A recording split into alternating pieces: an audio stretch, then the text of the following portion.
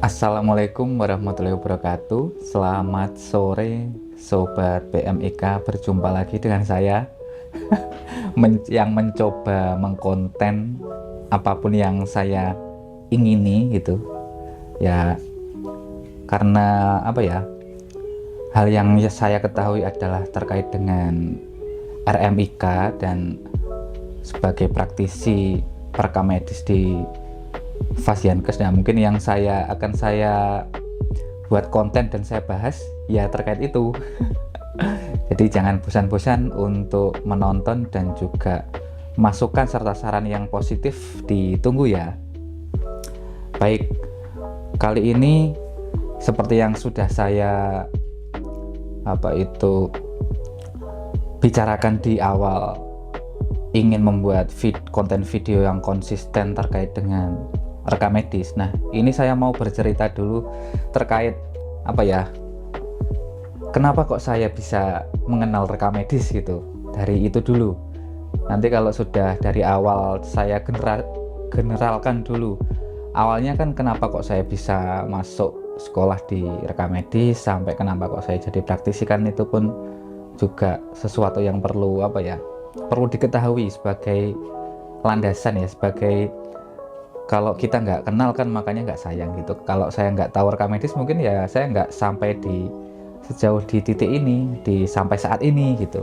Nah, ini sebenarnya untuk ya bukan sedikit ya, ini menjadi narsistik ya. Jadi meskipun ini buku bukan buku, saya ingin menulis buku yang isinya terkait dengan perekam medis dan apapun itu sebenarnya, perekam medis dan dengan cara yang santai. Jadi cara bahasa saya sendiri dengan mungkin dibumbui dengan teori dan literatur yang dari buku yang pernah saya baca dan saya ketahui, seperti itu.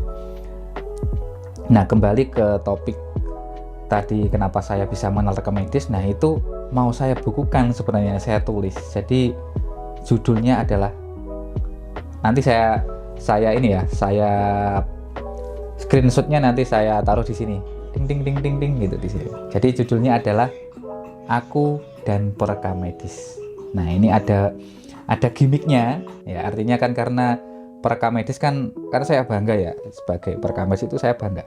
Saat ini pun juga merasa bangga, dari dulu pun juga merasa bangga. Jadi apalagi status yang saya ingini pun sudah ibaratnya sudah tercapai gitu. Harapan saya sudah terwujud. Jadi aku dan perekam medis menembus, ini gimmicknya nanti kalau di judul bukunya itu, Aku dan Perekam Medis dalam buka kurung menembus tes CAT SKB perekam medis dalam waktu 30 menit. Nah, ini adalah experience yang ya memang narsistik ya. Saya seperti biografi tapi sedikit pokoknya ya, semoga ini tidak termasuk menyombongkan diri, tapi untuk motivasi teman-teman sobat PMIK yang mahasiswa ataupun lulusan dan yang sudah praktisi maupun apapun itu, pokoknya profil rekam medis dan juga yang berminat terkait keilmuan rekam medis itu bisa saling membagikan motivasi dan pengetahuan yang positif gitu. Nah, seperti itu ingin saya bukukan gitu. Ini sudah kerangka bukunya sudah saya buat sebenarnya. Jadi sudah daftar isi, kata pengantar, terus bab 1, 2, pokoknya seperti cara menulis buku. Saya cari googling di internet itu, bagaimana cara menulis buku yang ya seperti novel ya, ini ya novel tapi dibumbui dengan motivasi, edukasi, pengalaman. Nah, berarti nanti sebutannya apa, pokoknya ya banyak subjektifnya. Jadi saya bukan seorang penulis yang benar-benar penulis, dan saya pun belum berkonsultasi dengan penerbit bagaimana menulis buku yang benar itu. Jadi ini pure dari apa yang ingin saya utarakan, saya kemukakan di tulisan. Jadi verbalnya nanti seperti ini. Kalau di tulisan kan mungkin nanti ya dengan kata-kata yang ya seperti itulah, kata-kata di buku kan mungkin tidak seperti kalimat langsung seperti ini. Jadi di dalamnya nanti saya akan bercerita dari saya nol sampai saya saat ini gitu.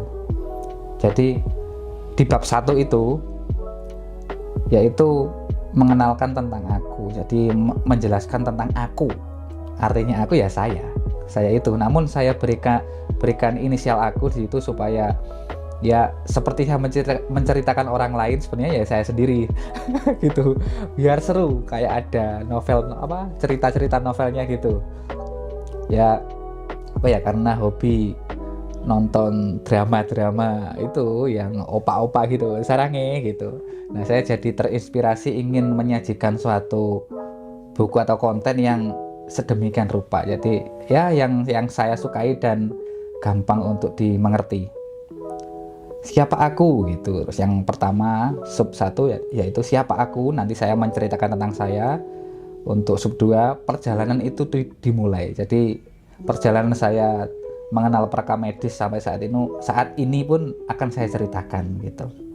Nggak apa-apa ya narsis ya, Bapak mendengar dan membaca cerita saya nggak apa-apa ya, untuk sekedar tahu aja. Kalau emang males dengerin ya boleh kok dicepetin srit gitu, nanti langsung ke poin yang diingini apa gitu. Terus kemudian sub 3, jangan pernah melupakan dari mana kita berasal hanya karena pencapaian kita saat ini. Nah, ini ya karena mungkin kalimat-kalimat seperti ini kalau di anak-anak muda zaman sekarang yang kekinian gitu mungkin belum terlalu masuk ya. Mungkin di masa saya dulu juga kalimat ini biasa saja. Ternyata apa yang dituliskan kalimat ini kalau sudah mempunyai pengalaman di dalamnya itu ternyata bermakna sekali. Jadi memang kita diwajibkan, seperti ibarat kacang jangan sampai lupa dengan kulitnya, itu memang benar. Jadi apapun itu, misal dari kehidupan, jadi panjang ya ngobrolnya, jadi konteksnya agak melebar dikit, tidak masalah. Maksudnya dari kehidupan itu, misal dari kita dilahirkan dari orang tua kita di dunia ini sampai saat ini, misalnya ibaratnya kuliah di sekolah, kuliah di perekam medis sampai lulus, sampai bekerja, itu setidaknya kita ingat bahwa kita itu siapa itu. Ya memang kita pribadi sendiri-sendiri, saya sebagai saya dan teman-teman sebagai PMK juga teman-teman, tapi kan tetap itu ingat siapanya, yang dari asalnya siapa, yang menciptakan juga siapa, terus kenapa kita di sini, kenapa kita belajar dan sampai lulus menjadi perekam medis, sampai situ aja biar tidak terlalu dalam. Kenapa kok sampai lulus menjadi perekam medis itu, kenapa? Nah, pasti ada penyebabnya dan ada motivasinya kenapa kita sekolah di situ gitu. Nah, ini yang akan saya bahas yang bab 1 dulu, sebab nanti ada bab 2, 3, 4, 5 sampai 6. Nah, ada 6 bab. Jadi yang bab 1 nanti menceritakan tentang asal usul saya, kenapa saya sekolah di perekam medis. Kemudian bab 2 terkait menceritakan dan menjelaskan terkait perekam medis dan informasi kesehatan. Jadi ya rekam medis secara umum gitu. Ini kayaknya udah mainstream sekali, udah banyak yang membahas. Mungkin bisa dibaca didapatkan di buku dan Google di internet, udah banyak sekali. Penyelenggaraan rekam medisnya, kemudian jabatan fungsional, ini langsung ke praktikal ya. Saya praktisi. Jadi hal-hal yang saya sampaikan nanti adalah memang experience saya. Jadi mungkin yang di akademis ya boleh bergabung di sini, bagaimana pengalamannya sebagai akademisi di ranah perekam medis. Kemudian jabatan fungsionalnya bagaimana, tadi sudah saya sebutkan. Standar profesinya bagaimana, seperti itu. Bab 3 terkait dengan organisasi profesi rekam medis, yaitu Pormiki. Nanti akan saya bacakan juga di buku, saya tulis dan saya jelaskan di sini. Sebenarnya tetap ini sumbernya saya sadur dari official webnya dari Pormiki. Di sana ada sejarah Pormiki itu bagaimana. Di buku Ibu Gemala pun juga ada sejarah Pormiki. Terus kemudian perjalananku bersama Pormiki. Nah, karena saya pun dulu juga punya pengalaman terkait menjadi kepengurusan di organisasi profesi Pormiki ini. Nah, nanti akan saya jelaskan juga apa sih di dalam Pormiki itu, kenapa kita harus bergabung, dan benefitnya apa aja sih gitu. Nanti akan coba saya jelaskan dengan bahasa-bahasa yang seringan mungkin gitu. Oke, terus kemudian bab 4 adalah terkait IFHIMA. Jadi IFHIMA adalah federasi MIK atau perekam medis internasional ini ya, Asosiasi Internasional Perekam Medis di dunia sana. Jadi ada selain di Indonesia pun di luar negeri ada, dan ini perkumpulan seluruh negara yang mempunyai minat yang sama untuk memajukan keilmuan di manajemen informasi kesehatan seperti itu. Kemudian ada lagi modul edukasinya. Jadi IFHIMA sebenarnya mengeluarkan modul-modul edukasi dan juga modul pembelajaran terkait MIK atau perekam medis. Jadi di sana itu sudah ada modulnya dan hampir sama, saya baca itu hampir sama dengan materi-materi dan kurikulum yang sudah diberikan di kampus atau di prodi perekam medis. Jadi hampir sama. Cuma bahasanya kan Indonesia kalau di sana kan bahasa Inggris gitu. Kemudian bab 5 ini terkait dengan focus group discussion. Jadi ini adalah grup diskusi terkait dengan yang dari perjalanan saya juga ini. Perjalanan saya mengenal perekam medis sampai mengenal kodifikasi, mengenal klaim JKN, mengenal pokoknya terkait coding seperti itu yang berkaitan dengan kompetensi kita sebagai perekam medis. Yaitu ada Coder Indonesia Bersatu. Kemudian ada sub kedua adalah website terekam medis. Nah, website terekam medis ini sebenarnya bukan saya yang bikin, namun ada sobat PMIK yang gemar lulusan perekam medis, namun gemar sekali terkait dengan IT-nya, teknologi informasi di web dan juga aplikasi gitu. Jadi terkait coding algoritma program itu, ini yang ada di Malang sekarang, Mas Sukron Jazuli itu bagus sekali spiritnya untuk memajukan perekam medis melalui website itu bagus sekali. Memang benar-benar tanpa pamrih. Terus kemudian ada lagi, karena saya punya pengalaman terkait tes CPNS atau ASN di perekam medis, itu saya menginisiasi membuat suatu grup diskusi yang di situ ada grup khusus SKB yang intensif dan juga ASN perekam medis general secara umum. Jadi di sini di ASN perekam medis itu adalah grup Telegram. Di situ boleh sobat-sobat PMIK yang masih mahasiswa ataupun lulusan gabung di dalamnya. Namun syaratnya memang harus profil lulusan dari rekam medis. Supaya apa? Supaya ya memang informasi yang kita diskusikan dan misalnya saya berikan di situ tepat sasaran. Jadi bukan asal orang masuk ikut-ikutan di grup, dan biasanya kan banyak spam ya kalau di grup. Nah, saya nggak mau seperti itu. Maunya memang khusus untuk membahas terkait dengan apa yang tujuan grup didirikan itu. Jadi terkait dengan ASN perekam medis gitu.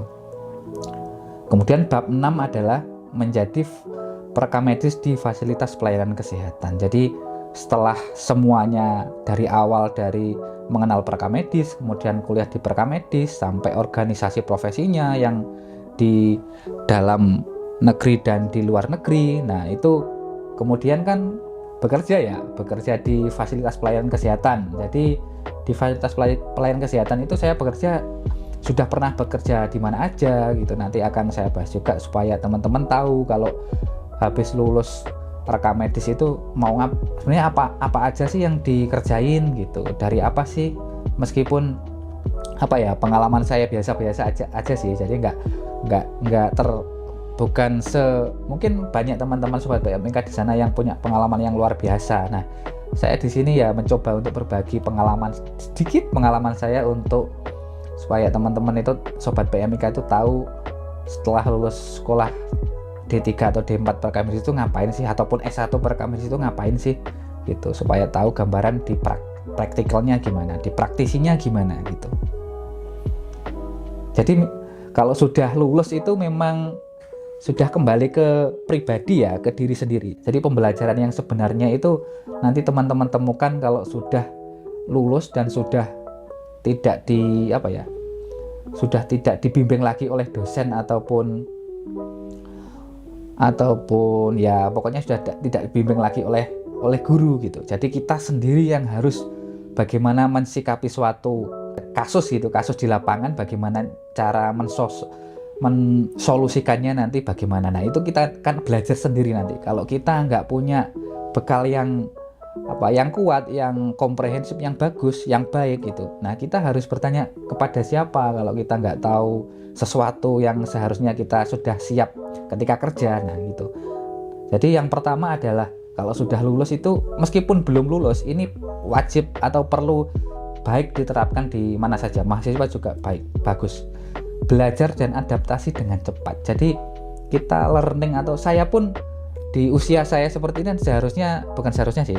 Kalau pikiran mainstreamnya ya, orang-orang kebanyakan mungkin sekolah sudah, terus lulus kuliah sudah, kemudian bekerja sudah, kemudian berkeluarga sudah. Nah, mau ngapain lagi? Ngapain males-males ngapain repot-repot belajar gitu. Belajar lagi, tetap mengasah keilmuan gitu. Ngapain kok tetap menambah wawasan gitu, untuk apa? Kan males kan, enaknya kan habis bekerja terus pulang, rebahan, nonton, misal scroll IG, scroll TikTok, nonton drama Korea gitu. Kalau saya gitu, ibaratnya gitu. Ngapain kok masih bikin konten atau menambah wawasan, sharing dengan teman-teman. Nah itu memang salah satunya adalah belajar. Jadi belajar saya kira ya bisa dimanapun. Saya bisa belajar di Google, bisa belajar dari guru, belajar dari rekan kerja, belajar dari anak-anak yang usianya di bawah kita pun juga bisa loh belajar dari situ. Jadi kita itu sebenarnya bisa belajar di mana saja dan kapan saja. Kalau saya seperti itu. Jadi saya nggak akan pernah berhenti belajar selama masih ada di dunia sepertinya. Entah itu belajar yang terkecil maupun yang paling sulit, yang paling mudah dan paling sulit. Kemudian ada sub kedua adalah kembali pulang. Jadi saya ketika kuliah itu kan di kuliah di kampus swasta yang populer di Kediri, kampus kesehatan di sana kan. Di sana kan nggak mungkin PP ya, kan lokasi saya di Trenggalek. Jadi nggak mungkin PP ke sana. Jadi saya di sana kan di boarding house, ngekos gitu ibaratnya. Jadi habis ngekos terus saya kan kembali pulang. Apa sih yang saya harapkan kalau sudah kembali ke tempat asal gitu? Bisa apa sih saya untuk kontribusi kepada daerah gitu? Ya paling tidak kepada diri sendiri dulu, keluarga, daerah, dan mungkin secara umum kepada bangsa dan negara kalau bisa. Ya harus bisa sih ya. Terus kemudian ada sub lagi judulnya, bukan siapa yang bisa membawa kita, namun bisakah kita membawa diri sendiri. Ya artinya kita memang harus mandiri ya, tidak ibaratnya tidak bergantung atau ngejipni lah gitu. Jadi kalau kita menjadi mahasiswa ataupun lulusan perkamedis yang kompeten, jadi kita kan bisa berdiri sendiri dan artinya bisa mandiri lah gitu. Kemudian ada bab lagi yang membahas menembus tes CAT, SKB, ASN prakamedis dalam waktu 30 menit. Nah ini nanti juga akan saya bahas hal-hal narsistik ini. Semoga nggak bosan. Nah, kemudian ada yang ini sudah menjadi ASN prakamedis, nanti ini kan include ya yang SKB. Jadi yang keenam, yang terakhir ini yang sebenarnya paling penting untuk saya pribadi sebenarnya, untuk motivasi saya sendiri, yaitu semangat berbagi dan senantiasa belajar sepanjang hayat.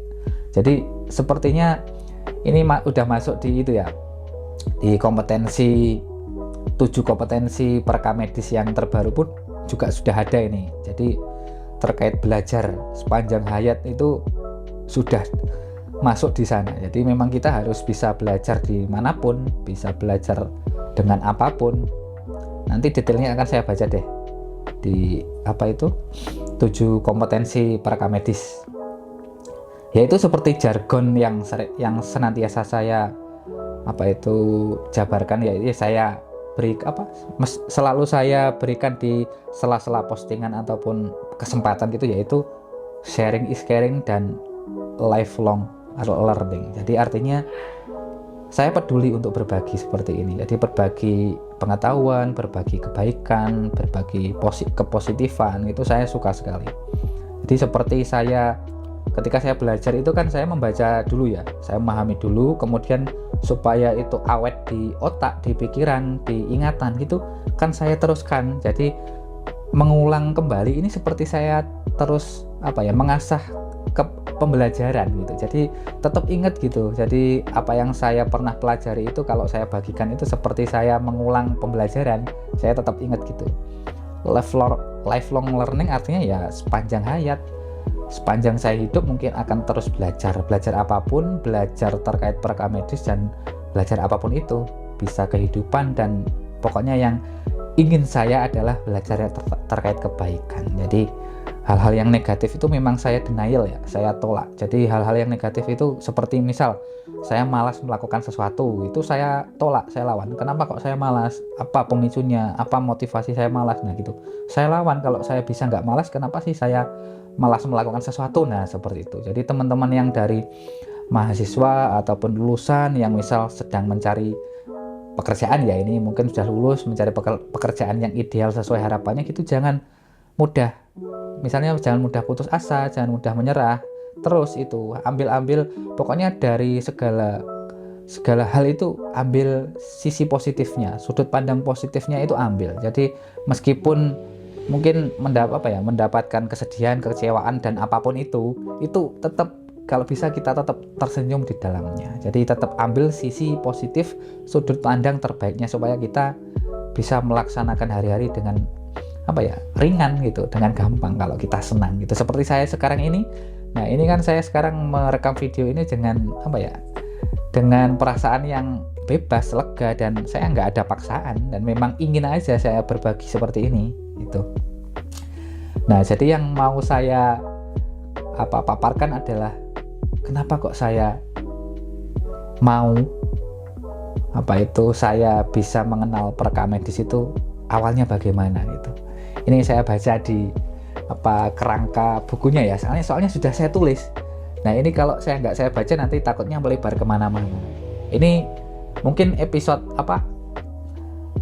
kesempatan kali ini mungkin terkait dengan bab 1 aja ya, terkait dengan siapa aku gitu. Nah, saya bacakan aja di sini ya. Siapa aku? Nah, di dalam buku ini siapa aku adalah ini. Aku di dalam buku ini menceritakan kisah seorang yang ingin berbagi pengalaman dan pengetahuan tentang perekam medis. Nah, gitu ini. Dan informasi kesehatan dalam bahasa yang santai dan mudah dipahami. Yuk, jadi terpotong tadi. Aku di sini mempunyai semangat berbagi informasi yang besar dan merasa sayang jika hanya disimpan dan diketahui sendiri, terutama terkait bidang yang saat ini digelutinya, yaitu perekam medis dan informasi kesehatan. Jadi eman saya kalau pengetahuan saya itu cuma saya pendam sendiri, saya simpan sendiri, itu eman. Aku lahir pada tanggal 15 Januari bla bla bla. 15 Januari aja. Nanti kalau sudah bukunya sudah bisa mungkin cetak digital aja ya mungkin ya. Nggak perlu cetak fisik ya mungkin, karena peminatnya ya mungkin saya sendiri yang berminat. Karena ini kan cerita-cerita buku narsis terkait subjektif saya, pengalaman saya gitu. Mungkin di Play Store lah atau di di Playbook gitu. Mungkin bisa diunduh melalui itu. Mungkin saya coba bagaimana caranya mengupload ini ber-ISBN atau paling enggak ada resminya lah gitu di digital storebook seperti itu. Nah, aku lahir pada tanggal 15 Januari bla bla bla di Kabupaten Trenggalek, Provinsi Jawa Timur, dengan nama asli saya sendiri. Udah tahu kan? Nah, aku adalah lulusan program studi D3 Perekam Medis dan Informasi Kesehatan di kampus swasta kesehatan populer di Kediri. Udah tahu juga kan? Aku merupakan anak pertama dan mempunyai adik laki-laki. Ini yang dinotis, aku telah berkeluarga. Oke, kemudian ini ceritanya aku ya. Jadi kan dari mana asal muasalnya dan awalnya itu kan setidaknya teman-teman sobat PMK tahu. Aku pernah mengenyam pendidikan sekolah dasar pada kelas 1 sampai dengan kelas 3 di lingkungan yang dekat rumah. Jadi saya pernah sekolah dulu di dekat rumah selama kelas 1 dan kelas sampai kelas 3. Namun menginjak kelas 4 dan kelas 6, aku terjaring dalam kelas percobaan yang lokasi sekolahnya lebih jauh dari tempat tinggal. Jadi dulu ketika kelas 4, 5, dan 6 itu saya dikumpulkan di salah satu sekolah dasar itu dari berbagai sekolah SD itu dulu dikumpulkan untuk percobaan. Namanya adalah kelas unggulan. Jadi ya artinya unggulan ya mungkin pada masanya itu unggul gitu ya. Padahal saya merasa biasa-biasa aja sih. Jadi dulu masuknya itu jam ya seperti biasa jam 7, kemudian pulangnya itu sore sampai jam 4. Jadi ada banyak pelajaran ya, hampir penuh gitulah. Mungkin sekarang full day gitu namanya. Nah, kemudian di sekolah menengah pertama aku merupakan murid yang biasa-biasa saja. Aku mulai mengenal lingkungan dan pertemanan lebih luas. Tidak terlalu banyak kenangan dan hal yang dapat ditulis di sini. Hanya saja aku pernah satu kelas dengan kumpulan teman sekolah yang mempunyai motivasi belajar luar biasa. Di sini aku terlalu banyak bermain. Jadi teman-teman saya itu dulu sudah punya proyeksi ingin kemana, ke situ, kemana gitu. Jadi saya itu terlalu banyak bermain. Jadi belajarnya itu nggak terlalu serius. Ya mungkin masih pembawaan saya masih usianya masih remaja, masih anak-anak, pengen masih bermain gitu. Nah, kemudian di salah satu sekolah menengah akhir, aku banyak mengenal teman baru dan lingkungan baru pula. Di fase ini, aku bukan merupakan murid yang menonjol, hanya sebagai murid biasa yang bersekolah dan lulus pada waktunya. Jadi di SMA pun ibarat peribahasanya itu sluman-slumun gitu loh. Jadi ya kayak air mengalir ya, tiba-tiba ya sekolah, tiba-tiba lulus, cuma gitu doang. Nggak ada, misalnya kalau rekan-rekan dulu ada yang bersiap di sekolah di ikatan dinas atau pendidikan yang ada kedinasan gitu, misal TNI atau Polri gitu. Nah, saya itu nggak punya proyeksi seperti itu karena ketika saya sekolah SMA dulu kecil, ya fisik saya itu kecil, imut gitu. nggak secabi saat ini. Nah, perjalanan itu dimulai. Jadi perjalanan saya mengenal Prakamis itu dimulai ketika saya lulus dari SMA. Jadi karena saya nggak ngerti harus kemana dulu. Nah, terus ketika SMPTN dulu ya, mungkin pokoknya terkait dengan masuk perguruan tinggi negeri gitu, saya sudah telat, saya sudah tidak mengikutinya. Akhirnya saya sebenarnya ingin belajar di studi di kampus yang terkait teknologi gitu, institut teknologi gitu, pokoknya apapun itu. Nah, karena mungkin jodohnya ya, ada kerabat gitu, keluarga yang memberikan informasi apabila ada informatika ini loh yang dekat dari kabupaten sendiri gitu, dekat ini informatika juga, mungkin juga terkait komputer, namun ada kesehatannya loh, ini kan informasi terkait dengan kesehatan gitu mungkin. Nah, saya mikirnya ya mungkin ketik-ketikan komputer, bikin aplikasi itu kan inginnya. Saya dulu kan suka game ya, jadi mungkin ini bikin aplikasi yang terkait, sebenarnya iya sih, bikin aplikasi misal SIM RS gitu iya, tapi ternyata isinya bukan cuma terkait aplikasi aja, jadi banyak sekali, kompleks, dari biostatistik, dari anatomi, dari ya pokoknya penyakit, coding, nah seperti itu, macam-macam, semuanya itu masuk.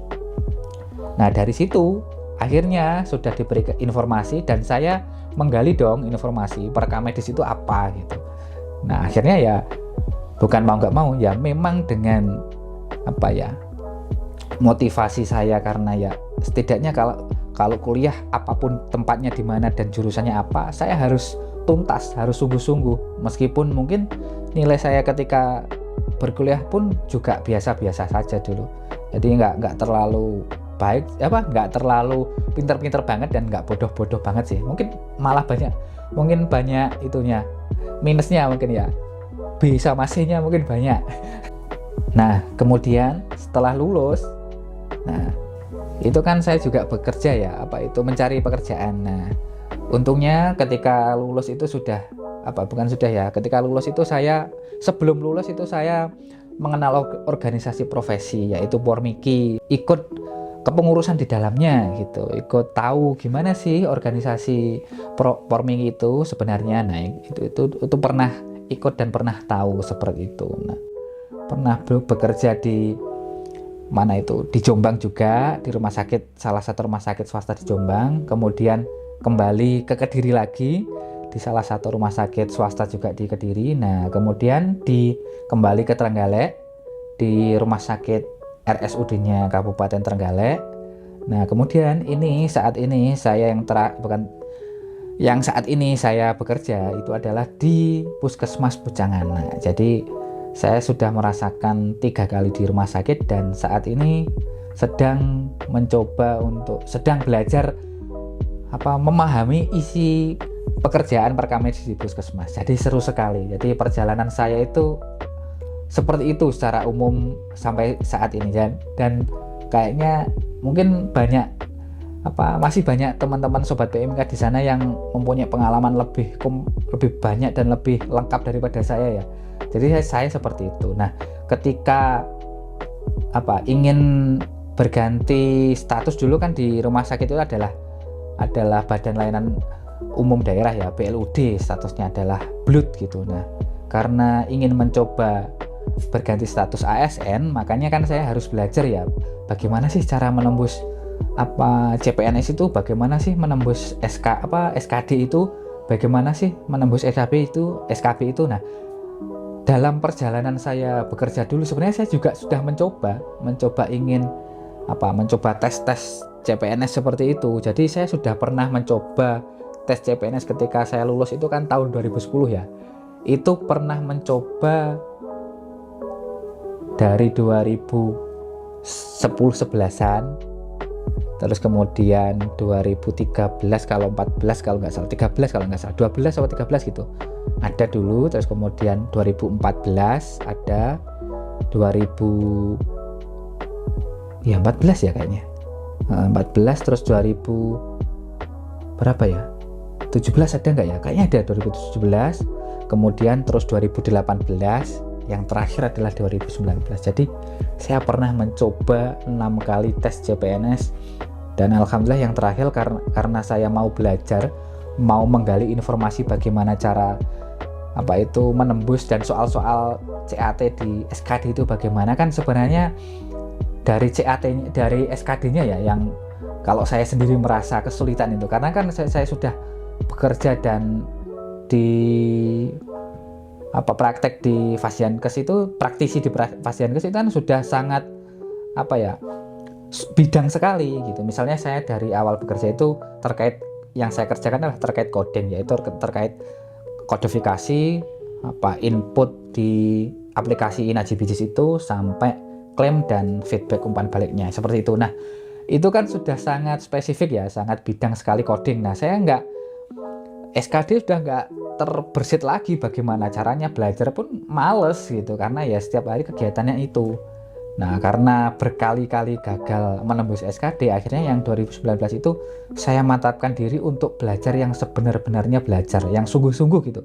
Jadi saya menggali informasi dari manapun, dari internet, dari bimbel online pun saya ikuti, offline pun saya ikuti, pokoknya apapun yang terkait itu saya coba, saya push, saya coba diri saya sampai mana mampu untuk mencoba menembus ini. Ibaratnya kalau gagal pun tidak masalah, kan yang penting saya sudah mencoba, saya nggak nyesel ya. Alhamdulillah di SKD itu bisa lolos dan bisa tembus di SKB. Nah di SKB itu karena ibaratnya kesibukan saya sudah di prakamedis itu, kayaknya nggak perlu belajar yang terlalu banyak karena ya yang saya kerjakan seperti itu. Nah mungkin ya relevan dengan keilmuan prakamedis, namun ternyata kok yang saya kira seperti itu kok berbeda. Ternyata itu di SKB itu yang tahun saya dulu 2019 itu masih ada kategori materi kesehatan umum dan kesehatan yang teknis prakamedis bidang gitu. Jadi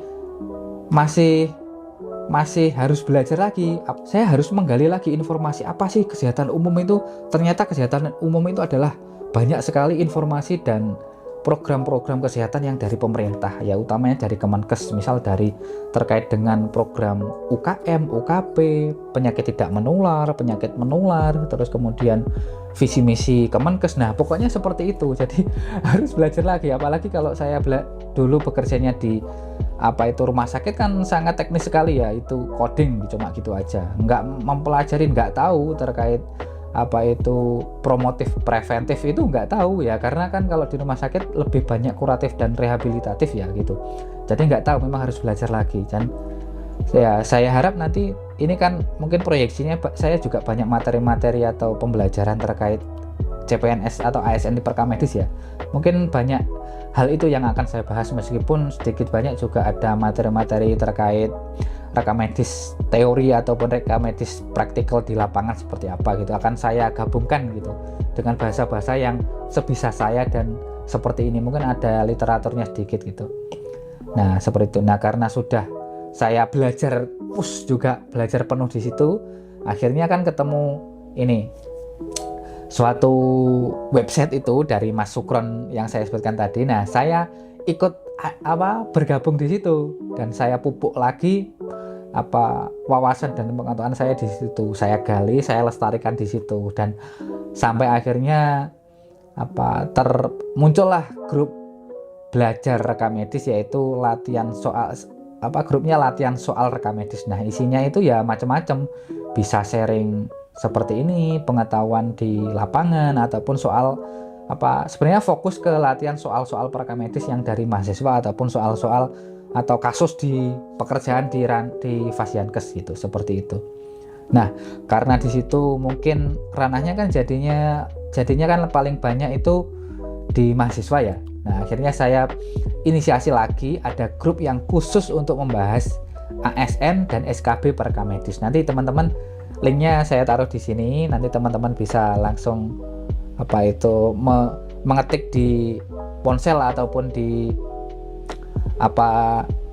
laptop atau di PC, nanti bisa gabung. Syarat dan ketentuannya sudah lengkap di situ. Nah mungkin karena videonya ini sudah panjang sekali, dan apabila rekan-rekan ingin sharing, boleh silahkan join di grup. Ada grup latihan soal rekam medis, kemudian ada grup informasi rekam medis yang isinya ini terkait dengan info-info seminar dan juga pelatihan dan workshop lain-lain. Isinya di situ khusus men-share dan membahas itu ataupun lowongan pekerjaan. Kalau yang latihan soal rekam medis tadi terkait dengan soal-soal rekam medis. Kemudian ada ASN rekam medis yang isinya adalah bagaimana menembus menjadi rekam medis yang dengan pembelajarannya itu bagaimana, pengalamannya dulu bagaimana, seperti itu kita bisa sharing dan diskusi bareng di situ. Kemudian ada SKB rekam medis, ini terkait dengan terkait sub bidang seleksi kompetensi bidang yang di rekam medis, seperti itu. Nah di situ nanti ada juga yang kelima adalah Coder Indonesia Bersatu. Nah di situ ada grup yang untuk membahas terkait dengan khusus kodifikasi, jadi bisa kodifikasi dengan yang menggunakan ICD 10 dan ICD 9 CM versi sesuai regulasi, yaitu tahun 2010, seperti itu. Nah mungkin video ini pembahasan penjelasan terkait mengapa kok saya bisa terjun di Perkamedis dan bisa mau memberi informasi sharing seperti ini ya, salah satunya adalah karena saya mau dan saya suka aja membagikan informasi seperti ini ya. Semoga ini bisa konsisten dan bisa membantu teman-teman dalam memberikan gambaran motivasi untuk terus mengupgrade diri, memupuk self learningnya itu terus ditingkatkan supaya menjadi mahasiswa Perkamedis yang kompeten dan lulusan serta praktisi dan apapun itu, akademisi dan pemerhati Perkamedis yang dapat diandalkan di masa sekarang ini. Jadi kan perkembangan teknologi kan sangat cepat sekali, jadi kita bisa beradaptasi, kita bareng-bareng untuk menjadi Perkamedis yang bisa diandalkan gitu, berkompeten gitu. Nah mungkin sekian konten kali ini. Mungkin teman-teman apabila ini bermanfaat silahkan like dan subscribe ya. Nah, untuk sesi selanjutnya mungkin saya akan bahas terkait dengan apa ya, by request aja deh. Silahkan nanti di kolom komentar, silahkan teman-teman bisa request atau bisa berkomentar apa yang ingin dibahas. Nanti akan saya bahas di situ. Untuk konten kali ini saya akhiri, ada kurang lebihnya saya mohon maaf. Tetap semangat, PMIK kita bisa.